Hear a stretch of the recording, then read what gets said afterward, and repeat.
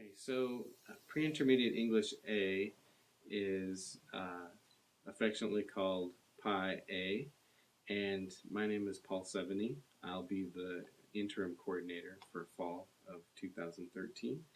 And just to give you an idea of the objectives of the course, there are four main objectives or parts of pre-intermediate A, and those are listening, speaking, writing, and grammar.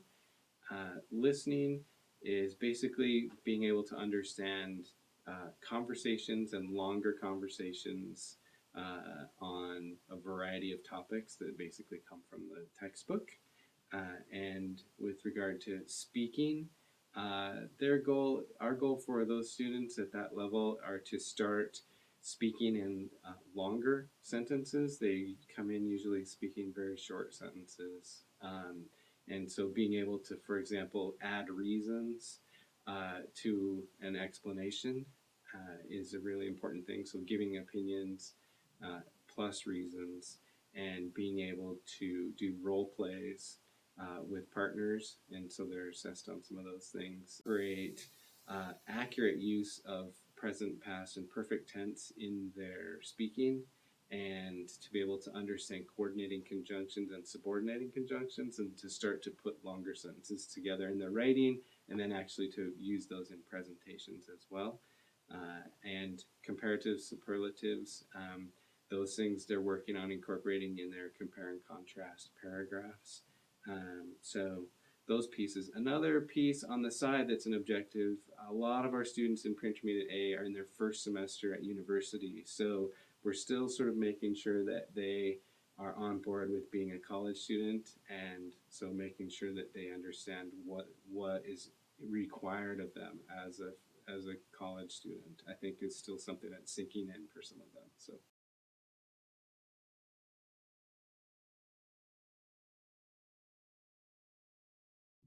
So as for the materials in pre-intermediate A, the base material is this textbook right here called Interactions, Access, Listening, and Speaking by McGraw-Hill.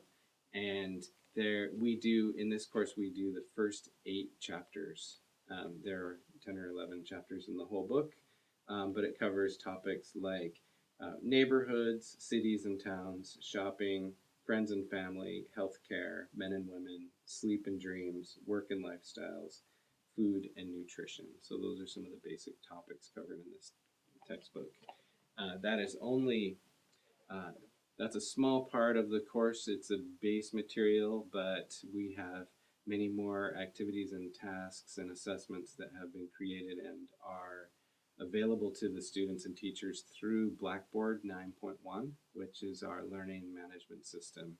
And so there are many other materials available there that new teachers will get acquainted with fairly quickly, and they are well developed already and part of the course. So the main objective for the new teachers is to really understand the intentions and objectives behind each task, understand where his or her students are in relation to that, and then to make adjustments to make sure that it really is meeting those students where they're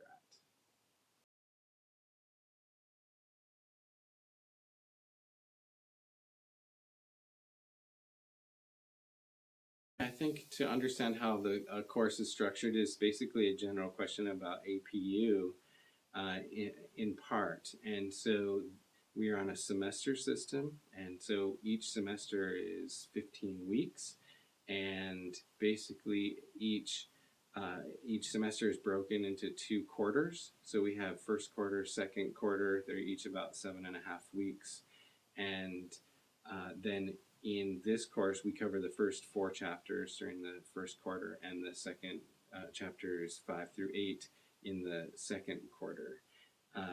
They do 2 speaking assessments in the first quarter, 2 speaking assessments in the second quarter, 2 paragraphs. They write 2 paragraphs in the first quarter and 2 paragraphs in the second quarter. So it's fairly straightforward in terms of the balance of the work that the students do. And let's see, and the same for assessments. They'll have regular listening quizzes and grammar quizzes and writing assignments to hand in, as well as the speaking assessments. So it's fairly straightforward course. There's a little bit of room um, for teachers to make adjustments for what they need to do, but not a lot of room. So.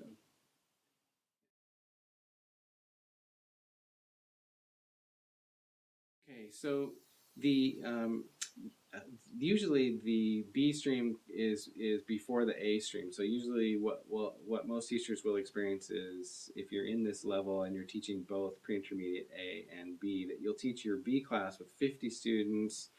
It's during second period from 10:35 until 12:05 or 12:10, and then you'll go from that class to an A class. And so you've taught this large class with 50 students, and you're usually running it through PowerPoint, and you have your TA. And then you go to a much smaller class. It's more of a family atmosphere. I tend not to rely as much on PowerPoint myself personally, and I try to interact more with the students in small groups and with the whiteboard. Um, so you can vary your style a little bit between the two classes. But again, your A class, you're going to meet 4 times per week, and you're going to see them every day. You're going to get to know them better and be able to provide a little more of the kind of advising and guidance as for those students than you will for your B class because it's so much bigger.